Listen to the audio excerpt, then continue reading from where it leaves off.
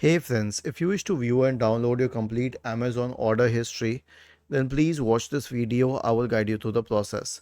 So go to amazon.com or Amazon IN or whatever your country's website is.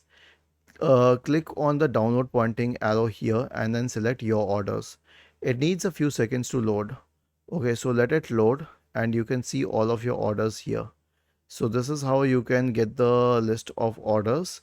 And if you wish to check further order details and download them, click on this option here and you will be able to check the order details, including the card from which you have paid for it.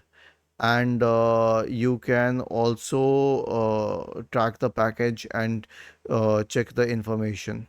Okay, now so do we have a button to download the order history? Well, I do not find it here. Okay, but if there is any such option on your local website in which you can check the order, I mean download the order history, then please feel free to share it in the comment section, but I do not think that it exists. Was this helpful? If yes, then please subscribe to the channel.